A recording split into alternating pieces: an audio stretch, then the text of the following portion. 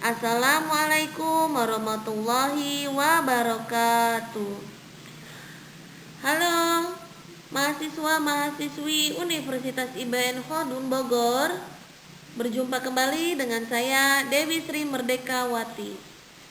Bahasan kali ini pertemuan ke-13 yaitu pidato, ringkasan, dan resensi.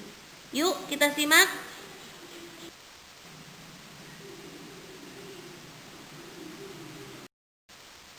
Baiklah, bahasan pertama yaitu pidato.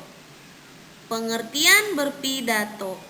Berpidato adalah kegiatan menyampaikan gagasan secara lisan dengan menggunakan penalaran yang tepat, serta memanfaatkan aspek-aspek non-kebahasaan yang dapat mendukung keefisienan dan keefektifan pengungkapan gagasan kepada orang banyak dalam suatu acara tertentu.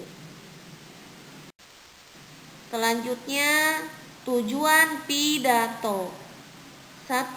Informatif, yaitu bertujuan untuk memberikan laporan, informasi, pengetahuan, atau sesuatu yang menarik untuk orang lain atau pendengar. Persuasif dan instruktif, bertujuan untuk mempengaruhi, mendorong, meyakinkan, dan mengajak pendengar untuk melakukan sesuatu hal dengan sukarela. Yang kedua, edukatif, yaitu berupaya untuk menekankan pada aspek-aspek pendidikan. Yang ketiga, entertain, bertujuan memberikan penyegaran kepada pendengar dan membuat pendengar itu senang dan puas dengan pidato yang disampaikan. Kriteria berpidato yang baik. 1. Isinya sesuai dengan kegiatan yang sedang berlangsung. 2. Isinya menggugah dan bermanfaat bagi pendengar. 3. Isinya tidak menimbulkan pertentangan sara. 4. Isinya jelas dan bahasa yang dipakai mudah dipahami.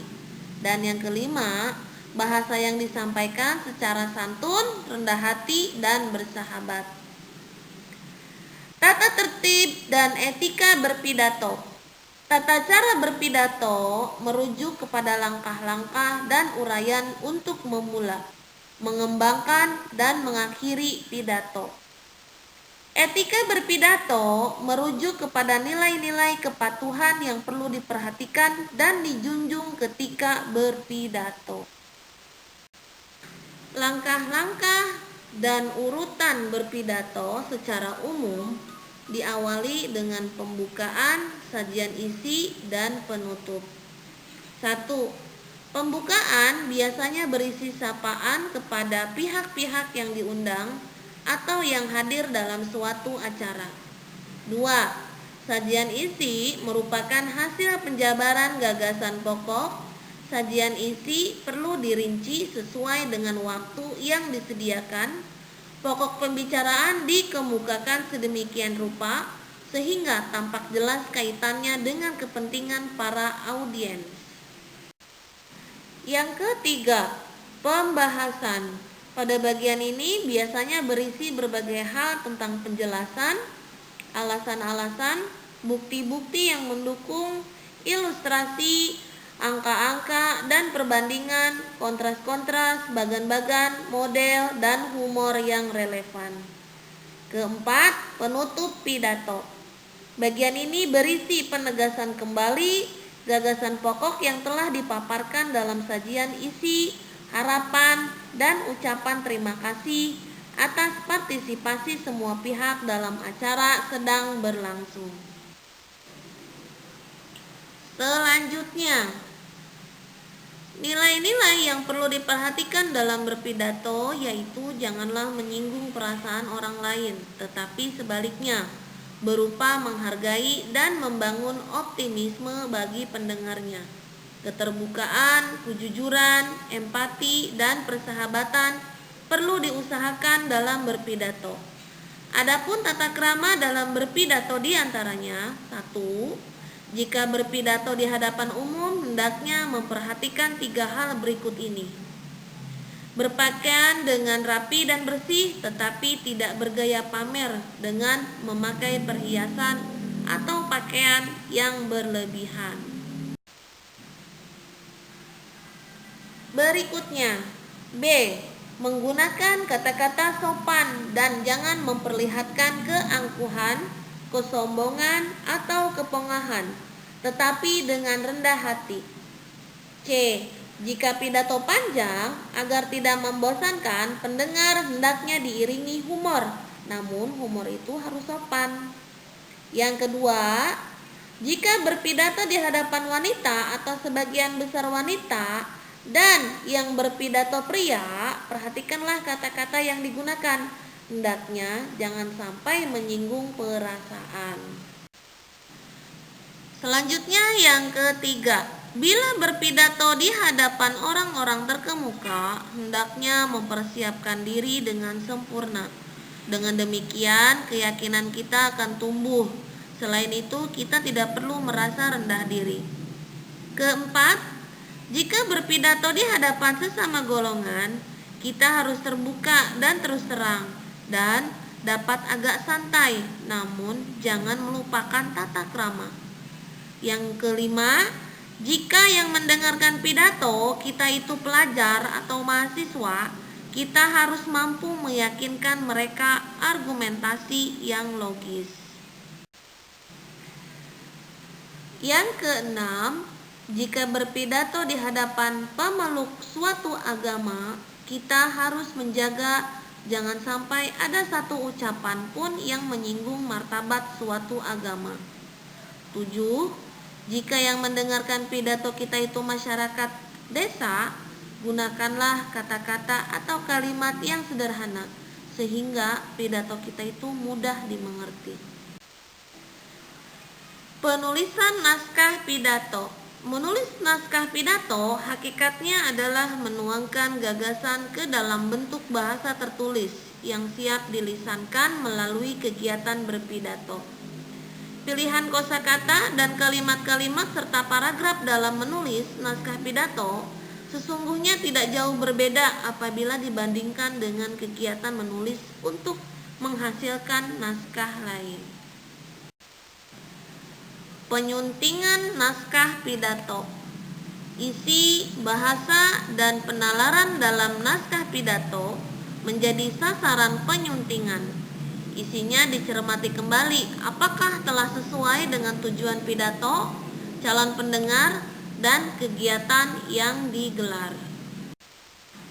Penyempurnaan naskah pidato. Menyempurnakan naskah pidato setelah disunting, baik oleh penulis sendiri maupun orang lain, perlu dilakukan.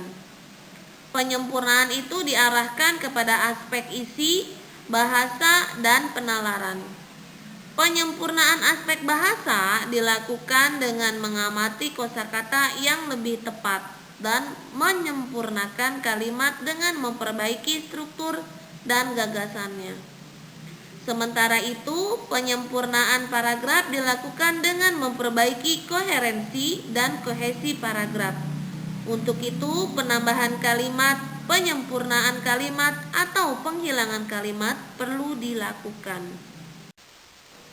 Penyampaian naskah pidato. 1. Mengucapkan salam pembuka dan menyapa hadirin. 2. Menyampaikan pendahuluan yang biasanya dilahirkan dalam ucapan terima kasih atau ungkapan kegembiraan atau rasa syukur. 3. Menyampaikan isi pidato yang diucapkan dengan jelas menggunakan bahasa Indonesia yang baik dan benar dengan gaya bahasa yang menarik. 4. Menyampaikan kesimpulan dari isi pidato supaya mudah diingat oleh pendengar. Dan yang kelima, menyampaikan harapan yang berisi anjuran atau ajakan kepada pendengar. Selanjutnya, dalam berpidato, tempo, dinamik, dan warna suara itu harus diselaraskan. Bisa terlihat di situ ada pengertiannya. Tempo ialah cepat lambatnya pengucapan, tidak berbicara terlalu cepat atau sebaliknya. Jadi sedang-sedang saja. Ya. Dinamik ialah keras lembutnya suara. Jadi disesuaikan di depan audiens. Ya. Yang warna suara ialah kaitan antara kata yang diucapkan oleh suasana hati. Misalnya suasana gembira, sendu, sedih, atau hikmat sesuai dengan tujuan mata acara yang ditetapkan.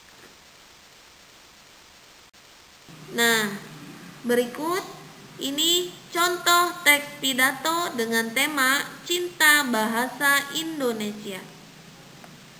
Nah, Assalamualaikum warahmatullahi wabarakatuh. Kepada Bapak Kepala Sekolah yang kami hormati, kepada Bapak dan Ibu Dewan Juri yang kami hormati, Bapak-bapak dan ibu-ibu guru yang kami hormati, dan semua peserta lomba yang saya sayangi. Hadirin hadirat yang berbahagia, pertama-tama marilah kita panjatkan puji syukur kehadirat Allah Subhanahu wa Ta'ala yang senantiasa memberikan kenikmatan serta hidayah kepada kita, sehingga kita dapat bersama-sama berkumpul di ruangan ini guna memperingati Hari Sumpah Pemuda sekaligus peringatan bulan puasa. Hadirin yang berbahagia, bahasa Indonesia merupakan wadah pemersatu bangsa. Dengan bahasa Indonesia, bangsa Indonesia mampu mempersatukan semua suku, bangsa, agama, bahasa, dan budaya sesuai dengan fungsi bahasa Indonesia. Bahasa Indonesia tetap menjadi lambang identitas nasional dan pemersatu bangsa seiring dengan kemajuan zaman dan perkembangan bahasa di dunia. Kita tentu ingat sejarah Sumpah Pemuda pada tanggal 28 Oktober 1928 yang mencerminkan kedudukan bahasa Indonesia sebagai bahasa nasional. Sesuai dengan kedudukannya, bahasa Indonesia mempunyai fungsi yaitu sebagai lambang kebanggaan nasional, lambang identitas nasional, sebagai alat pemersatu bangsa, dan sebagai alat penghubung antar daerah dan antar budaya. Sudah sepantasnya kita sebagai generasi bangsa memelihara dan mempertahankan bahasa Indonesia dengan cara mempelajari bahasa Indonesia, menggunakan bahasa Indonesia dengan baik dan benar, dan menggunakan bahasa Indonesia tidak hanya di sekolah maupun di rumah, tapi di semua aktivitas dan tempatnya.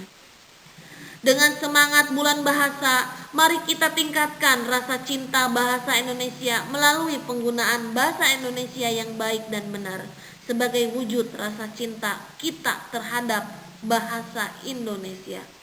Hadirin yang berbahagia, demikianlah pidato ini saya sampaikan dengan perayaan bulan bahasa. Mari kita tingkatkan rasa kecintaan pada bahasa Indonesia. Semoga rasa cinta kita terhadap bahasa Indonesia tetap terjaga selamanya. Sekali lagi saya ucapkan terima kasih atas perhatian dan mohon maaf apabila ada hal yang kurang berkenan. Wassalamualaikum warahmatullahi wabarakatuh. Hidup Indonesia. Hidup bahasa Indonesia.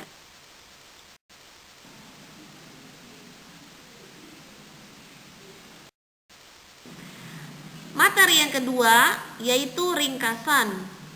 Setelah kita tadi bahas yang pertama tentang pidato, kita masuki bahasan yang kedua yaitu ringkasan. Ringkasan berasal dari kata ringkas yang mempunyai arti singkat, pendek dari bentuk panjang. Dapat dijelaskan bahwa suatu ringkasan adalah intisari dari suatu buku ataupun karangan yang berbentuk tulisan secara singkat. Tujuan membuat ringkasan. Tujuan dari penulisan suatu ringkasan adalah untuk mempermudah memahami isi dari suatu buku karena melalui ringkasan seseorang dapat memahami suatu buku tanpa harus memilah dan milih mana gagasan utama dan pokok pikiran utama dalam buku tersebut. Selain dari itu, dengan adanya ringkasan dari suatu karya tulis, isi karya tulis tersebut dapat diketahui dengan cepat tanpa harus membaca karyanya secara menyeluruh. Tata cara meringkas yang baik dan benar. 1. Membaca naskah asli. Membaca naskah asli dalam membuat ringkasan sangat diperlukan, karena suatu naskah asli adalah naskah yang bersumber langsung dari penulis. Jadi, informasi yang kita perlukan untuk membuat ringkasan pun bisa dikatakan bersumber langsung dari penulis. Yang kedua, membaca ulang kembali yang akan diringkas. Dengan membaca kembali naskah yang akan diringkas, seseorang yang akan membuat ringkasan diharapkan dapat memahami keseluruhan dari isi karya tulis, baik kesan pesan maupun tujuan ditulisnya karya tulis tersebut. Ketiga, mengadakan reproduksi. Dengan menggunakan catatan-catatan yang diperoleh pada langkah kedua dan kesan umum yang diperoleh pada langkah pertama, maka penulis sudah siap untuk membuat ringkasan. Yang harus diperhatikan oleh penulis adalah ia harus menyusun kalimat-kalimat baru, merangkai semua gagasan ke dalam suatu wacana yang jelas dan dapat diterima oleh akal sehat. Yang keempat, mencatat gagasan utama. Pencatatan gagasan utama dalam ringkasan sangat penting karena dari pencatatan ini penulis dapat meneliti apakah hal yang ditulis itu penting atau tidak, dan karena pencatatan gagasan utama ini adalah sebagai dasar untuk pengembangan yang selanjutnya. Nah, ini bagian dari bagaimana memperhatikan hal-hal lain dalam meringkas. Yang pertama, sebaiknya dalam menyusun ringkasan dan rangkuman atau ikhtisar mempergunakan kalimat tunggal daripada kalimat majemuk. Kalimat majemuk menunjukkan bahwa ada dua gagasan atau lebih yang bersifat paralel. Bila ada kalimat majemuk, telitilah kembali apakah tidak mungkin dijadikan kalimat tunggal. Yang kedua, ringkaslah kalimat menjadi frase dan frase menjadi kata. Begitu pula jika rangkaian gagasan yang panjang hendaknya diganti dengan suatu gagasan sentral saja. Tidak berarti cara kerja ringkasan hanya merupakan rangkuman atau ikhtisar dan ringkasan kalimat-kalimat saja. Yang ketiga, besarnya rangkuman atau ikhtisar dan ringkasan tergantung jumlah alinea dan topik utama yang akan dimasukkan dalam ringkasan. Alinea yang mengandung ilustrasi, contoh, deskripsi, dan sebagainya dapat dihilangkan kecuali yang dianggap penting. Semua alinea semacam itu yang akan dipertahankan karena dianggap penting, harus pula dipersingkat atau digeneralisasi. Yang keempat, pertahankan semua gagasan asli dan urutan naskahnya. Selanjutnya, dalam sebuah rangkuman atau ikhtisar dan ringkasan ditentukan pula panjangnya. Maka dari itu Anda harus membuat seperti apa yang diminta. Bila diminta membuat ringkasan dan rangkuman ikhtisar menjadi 100 dari karangan asli Anda, harus membuat seperti itu. Persamaan dan perbedaan antara rangkuman ikhtisar dan ringkasan. Ringkasan sebaiknya dibedakan dari istilah-istilah lain yang pengertiannya tumpang tindih, yaitu rangkuman atau ikhtisar, yang merupakan suatu bentuk penyajian yang singkat dari bentuk aslinya.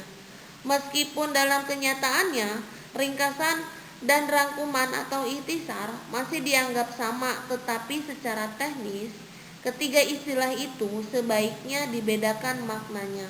Selanjutnya akan kami bahas secara rinci yang dimaksud dengan ikhtisar. Rangkuman atau ikhtisar menurut Juhara tahun 2003 adalah penulisan pokok masalah yang penulisnya tidak harus berurutan, boleh secara acak atau disajikan dalam bahasa pembuat rangkuman atau ikhtisar tanpa mengubah tema sebuah wacana. Rangkuman atau ikhtisar berfungsi sebagai garis besar masalah dalam sebuah wacana yang berukuran pendek atau sedang. Berikut ini adalah cara membuat rangkuman atau ikhtisar. A. Membaca naskah asli beberapa kali. B. Membaca kerangka bacaan dengan menuliskan pikiran utama atau pikiran pokok yang terdapat dalam naskah. C. Menulis rangkuman atau ikhtisar. Persamaan antara rangkuman atau ikhtisar dan ringkasan adalah sebagai berikut. 1. Ketiganya memiliki persamaan dalam membuat cerita atau bacaan dengan cara mengambil intisari atau ide pokok dari karangan yang kita baca menjadi lebih ringkas, jelas, padat, mudah dimengerti dan dipahami oleh pembacanya. 2. Dalam suatu topik atau kalimat utama atau gagasan utama dari suatu bacaan pada sebuah buku. 3. Dalam menyampaikan keindahan gaya bahasa, ilustrasi, serta penjelasan-penjelasan yang terperinci. Keempat, mempunyai langkah-langkah atau metodologi yang sama. 5. Ketiganya juga memiliki tujuan. Penulis sebaiknya mengerti dan mengetahui isi buku atau karangan dan mampu mengambil intisarinya. 6. Ketiganya memiliki definisi yang tidak jauh berbeda, yaitu ringkasan pendek dalam suatu cerita atau cerita pendek, novel, roman, dan karya-karya sastra lainnya atau karangan. 7. Hubungan antara ketiganya sama halnya dengan hubungan antara sebuah kalimat topik dengan sebuah alinea. Perbedaan rangkuman atau ikhtisar dan ringkasan, yaitu pada rangkuman atau ikhtisar, 1. Disusun hanya yang dianggap penting tanpa mempedulikan proporsional. 2. Menggunakan gaya penulis ikhtisar. 3. Sering disisipi opini penulis ikhtisar atau wawasan lain. 4. Tulisan menggunakan gaya bahasa penulis. Nah, pada ringkasan, 1. Disusun secara proporsional dengan jumlah halaman yang diringkas. 2. Disusun secara urut dan sistematis. 3. Menggunakan gaya penulis buku yang diringkas. 4. Tanpa disisipi opini penulis ringkasan. Nah, ini merupakan contoh yang diinstruksikan dalam pertanyaannya, yaitu buatlah ringkasan teks eksposisi. Jadi paragraf ini harus diringkas lagi, walaupun ini sudah ada satu paragraf, tapi ini harus diringkas lagi, ya. Ya, ini contoh berikutnya. Kita baca ya. Cermati kutipan berikut. Meskipun mereka sudah berteman hampir 13 tahun dengan masalah yang tak sama jauh-jauh dari penampilan, fisik, perangai Joe dan Pin tumbuh berbeda sekali.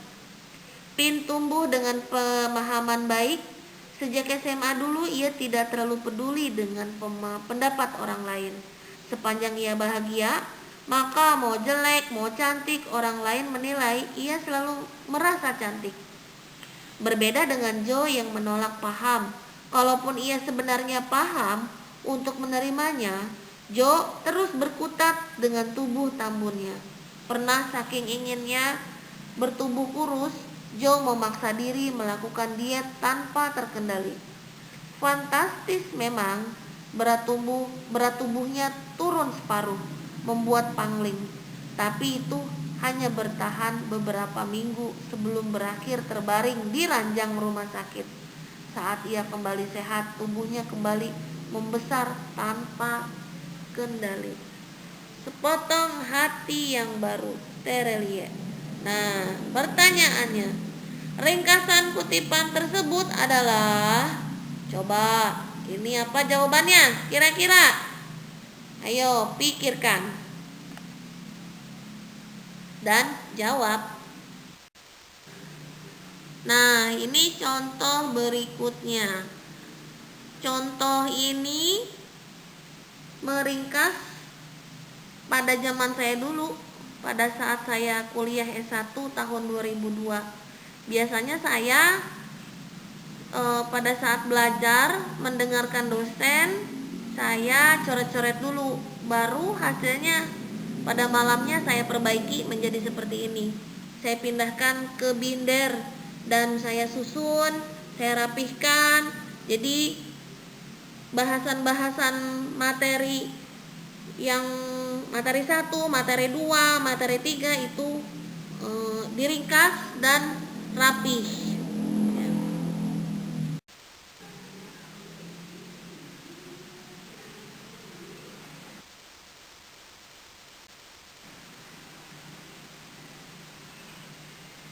Materi ketiga, resensi. Setelah tadi kita bahas yang pertama pidato, yang kedua ringkasan, dan yang ketiga resensi. Resensi adalah suatu tulisan atau ulasan mengenai nilai sebuah hasil karya atau buku.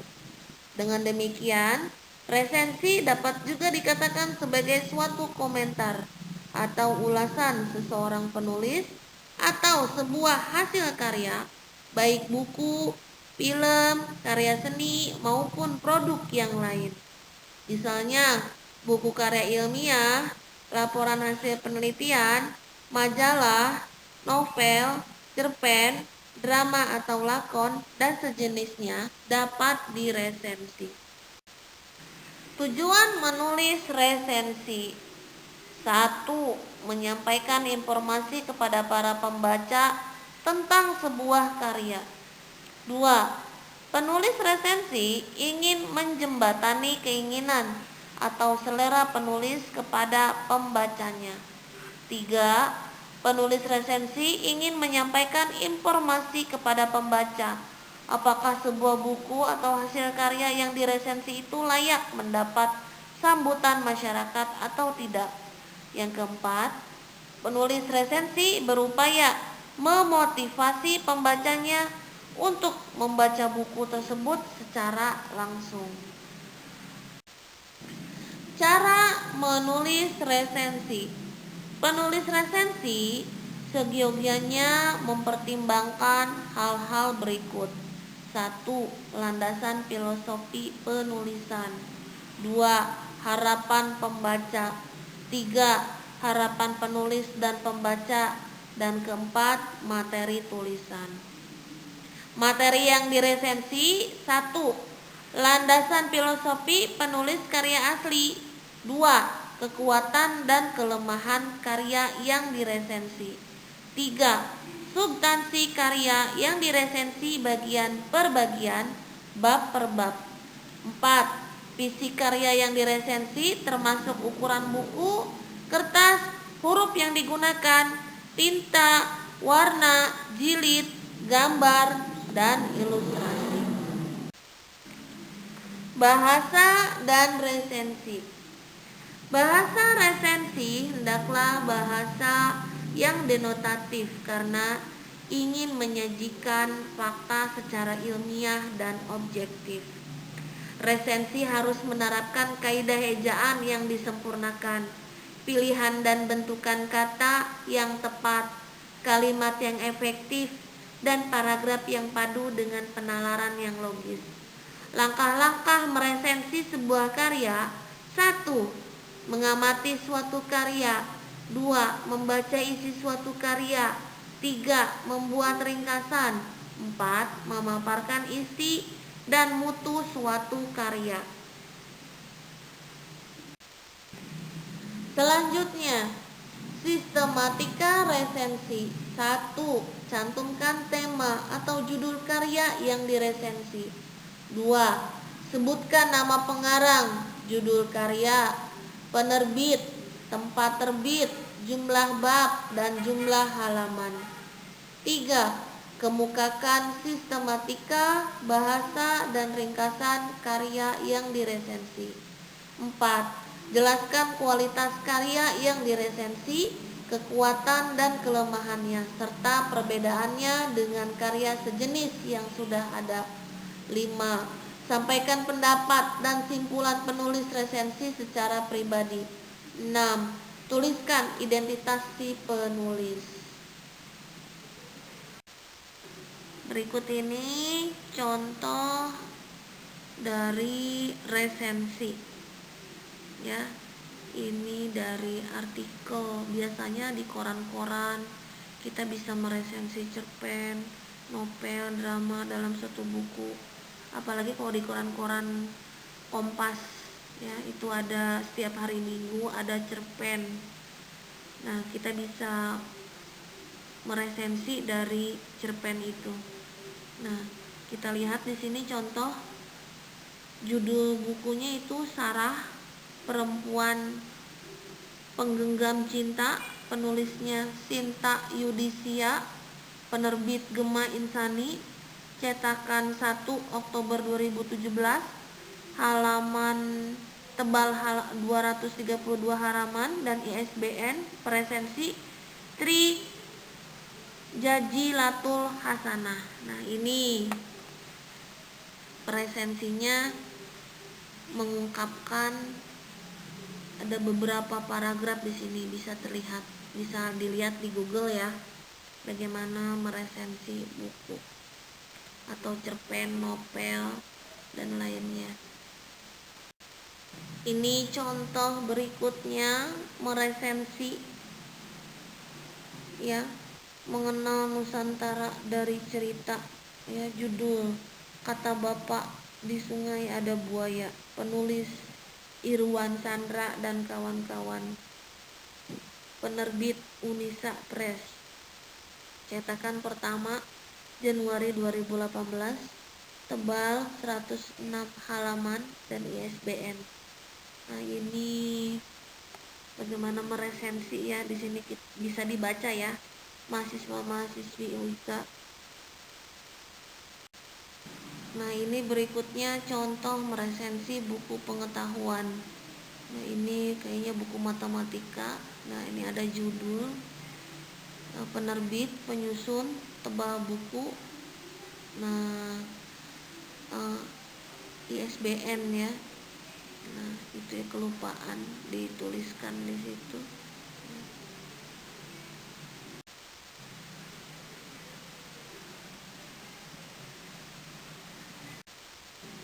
Baiklah, mahasiswa mahasiswi Universitas IBN Khodun Bogor,